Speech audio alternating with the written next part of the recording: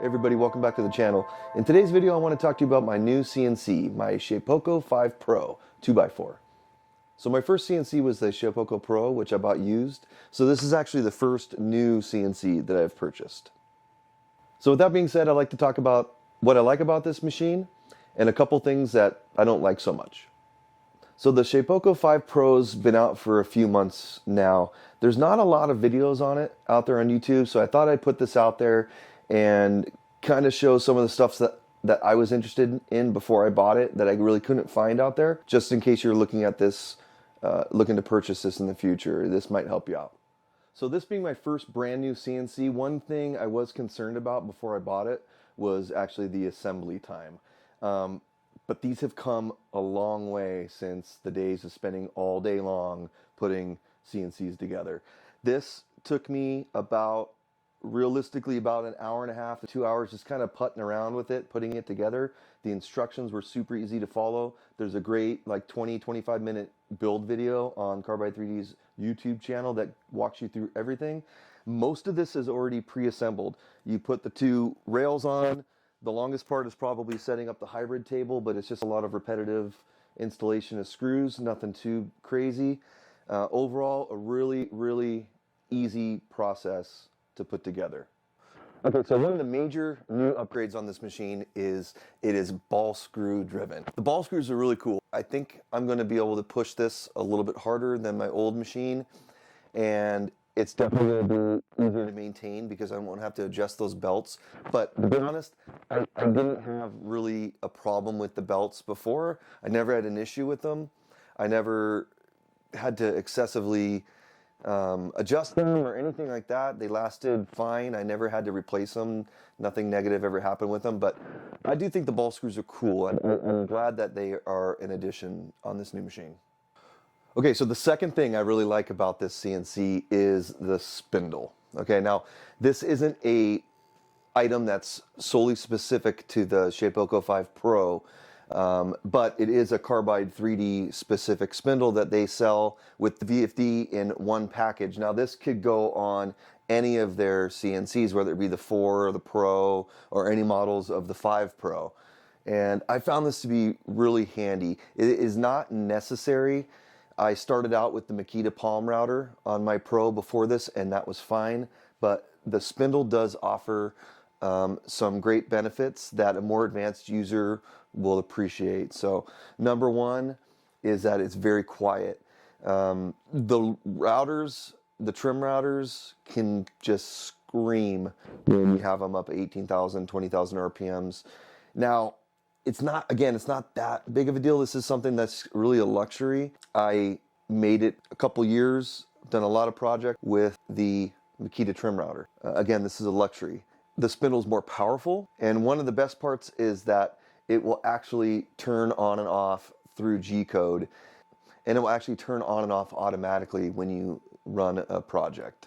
The old trim routers, you would have to turn it on, and I know that's not like a deal breaker or anything like that, but it is a nice luxury item to have on this new unit. So the third thing that I really like about the Shapeoko 5 Pro is the software. Carbide 3D has their own proprietary CAD/CAM software, which is Carbide Create and Carbide Motion. Now, Carbide Create is extremely easy to use, and I know there's a lot of programs out there for designing and to create your toolpaths, but in my opinion, Carbide Create is by far the easiest one to pick up.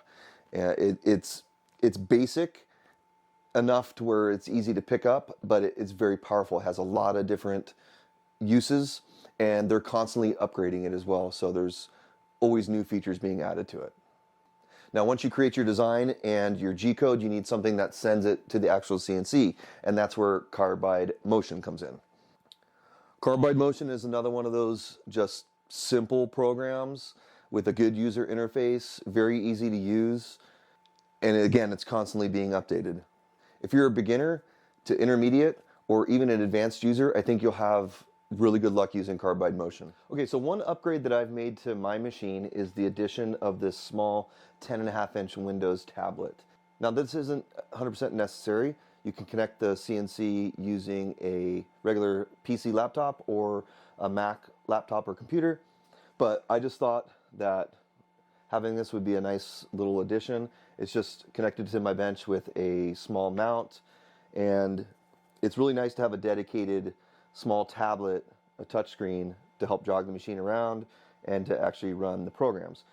What's great about Carbide Motion and Carbide Create is that they do not require huge system specs to run. So a cheap tablet like this, which only costs about 130 bucks on Amazon for me, is more than enough to run both of those programs. So it makes it really convenient to have this always here ready to go. The fourth feature that I really like about the Shapeoko 5 Pro is the integrated bit setter that comes standard.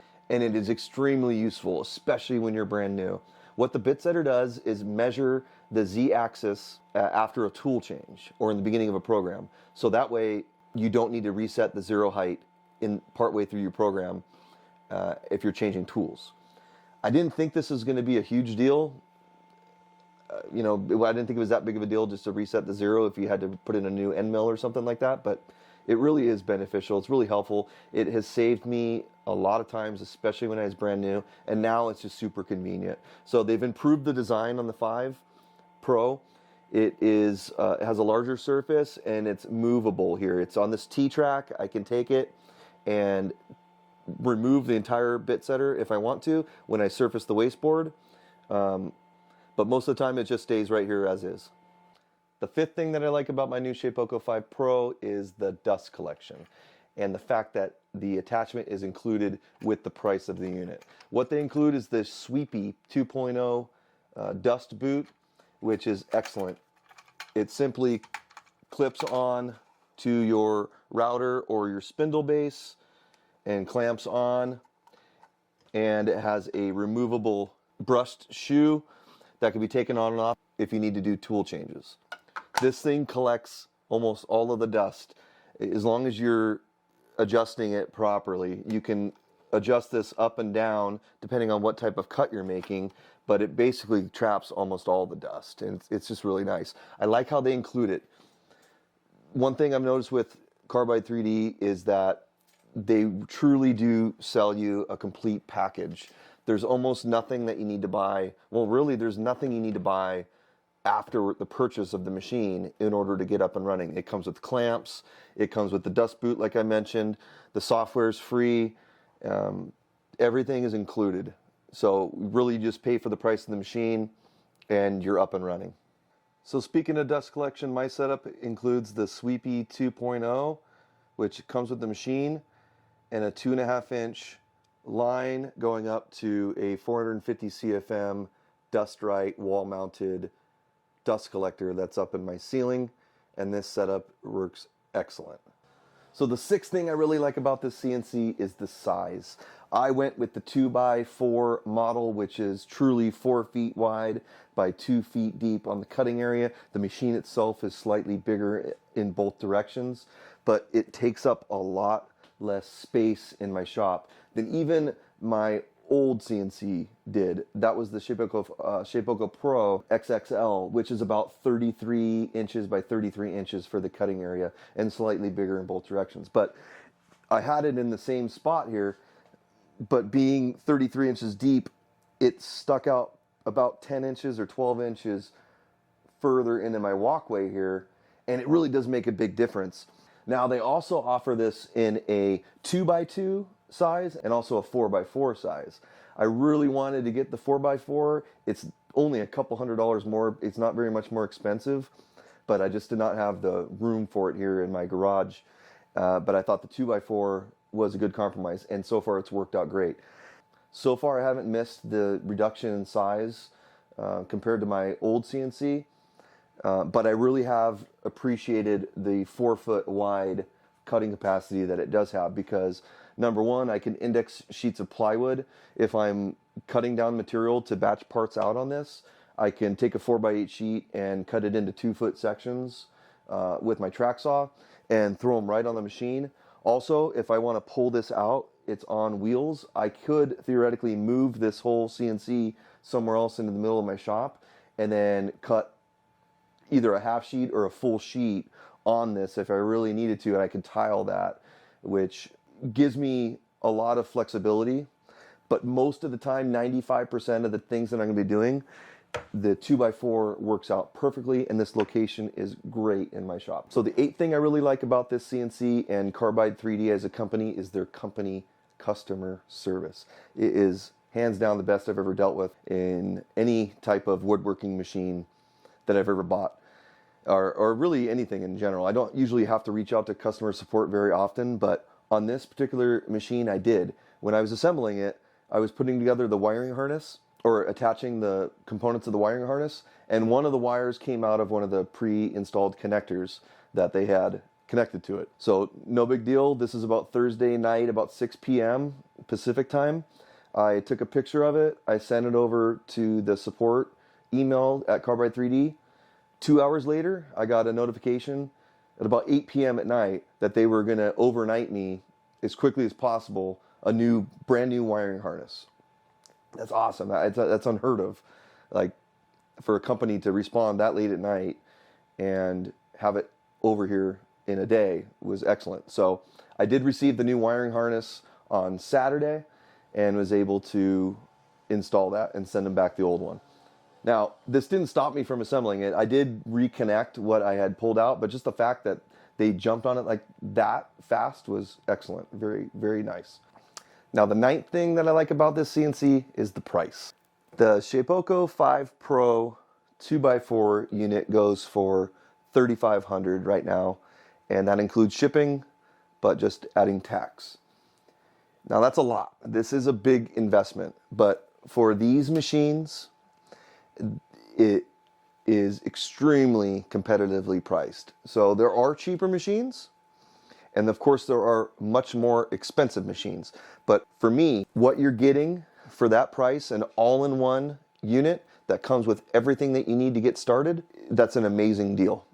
The VFD and Spindle is an additional $750, which again is a pretty penny, but for what you're getting, a complete plug-and-play Spindle and VFD, I think that's an amazing deal. You can't really get it much cheaper anywhere else. You can get more powerful spindles out there, but this has been created by Carbide 3D to work specifically with this, and I find that extremely valuable, to just being able to use this plug-and-play and not have to fiddle around with it too much.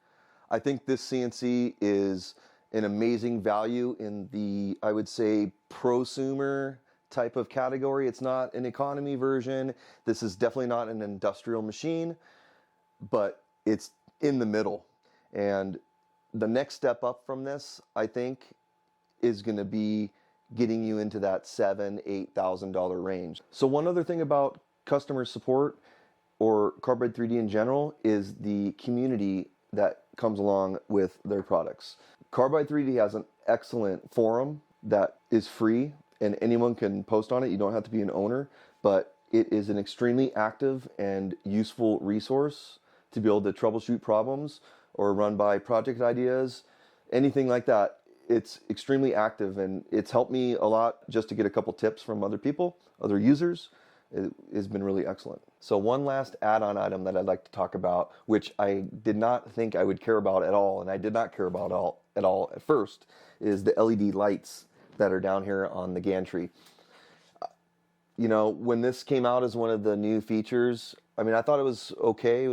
Didn't sway me one way or the other, though. I mean, it just didn't seem like it was that important.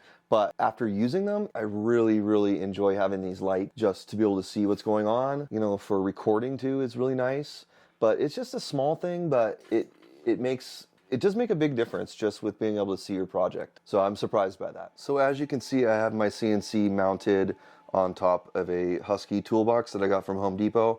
This is the same toolbox that I had my old CNC attached to. So I've repurposed that and just put a piece of plywood on the top and a cleat on the wall to hold that all together. So it has created a nice stable base, but also allowed for plenty of room to store everything I need for the CNC plus additional things. Located down here, I have mounted the power pendant. This is another new feature of this Shapeoko 5 Pro. And this is pretty cool. It's not, you know, the end-all be-all. It's not all that great, but it is nice. It's a nice feature to be able to have that emergency stop. And this button here is actually a pause button. So you can always pause the machine before via carbide motion, but it is nice to just have that kind of panic button there and also a pause button. Over here around on the side you have the controller, which I have mounted on a piece of wood and then screwed to the side here. So this is different compared to the Pro. The Pro had a small box that was mounted on the rail here, and this has a significantly larger control box. But you know, all in all, nothing too crazy. And the last thing I have here set up on this bench is the VFD, which I just made a little cubby for, and it stays there. So as you can see, I really like this CNC. It is extremely tough to think of something that I don't like. It's just great. I mean, coming from the Pro to this is a big upgrade in my opinion, for the reasons that I've already discussed. Those as a total really interested me in buying this machine. But if I were to have to nitpick one or two things, I would probably have to say the noise level of the machine as it's traversing, as it's rapiding around the cutting area is a little loud, and I think that's just the nature of the beast for the ball screws. I've never had another ball screw machine before, but it can be a little bit noisy, especially when it's traveling in both the X and the Y position at the same time. But again, I've never owned another ball screw CNC, so I don't know if it's any different than any other machine. And in honesty, it's not that loud. It's just a little bit louder than I expected. So I'm going to go ahead and jog the machine. I'll let you decide for yourself, because one thing I was really looking at when I was buying this is I did hear a little bit of rumbling that it was noisy, but I could never actually hear the machine running in any of the videos. So let's see if my mic picks this up. I'm going to go ahead and jog it back to the middle.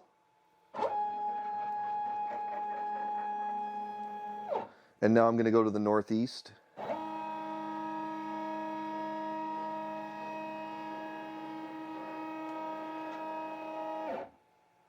And back to the north.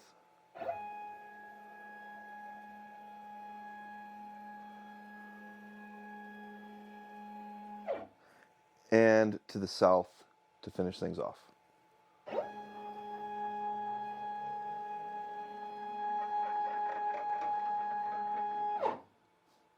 So there you have it. What do you think? To me, it's not loud. It really is not that big of a deal. But again, if I were to nitpick one thing, this would be it. When you're cutting, none of this makes any difference because you're hearing the sound of the bit carving into the wood anyway. It absolutely makes no difference of the noise level. It's just when you're rapiding around in the beginning or you're initializing the machine. So the second and final nitpicky con, if you want to call it that, of this CNC is I would say the initialization time. When you first connect this to your computer, it has a little bit of a lag time, like it's kind of like processing the command before it actually gets started. And that's not just with initializing, but it's also when you're running a job. When you hit start on your controller, it takes about, I don't know, I would say 10 or 15 seconds to actually move on with the procedure. It only happens one time. It's not that big of a deal, but it is different between this unit and the Pro model that I had before. I didn't have that lag time, if you want to call it, when I was running a job or initializing. So let me go ahead and run you through a quick initialization process. I've disconnected, so I'm going to reconnect to the cutter. And I'm going to initialize.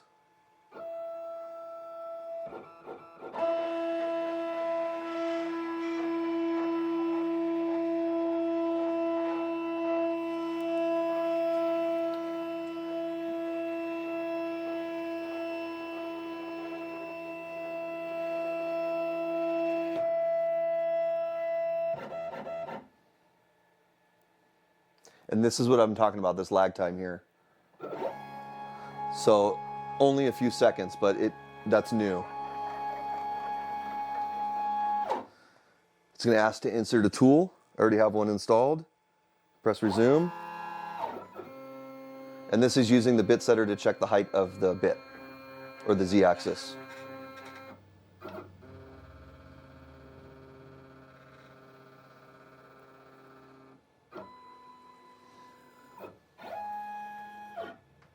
And there you go, you're ready to go.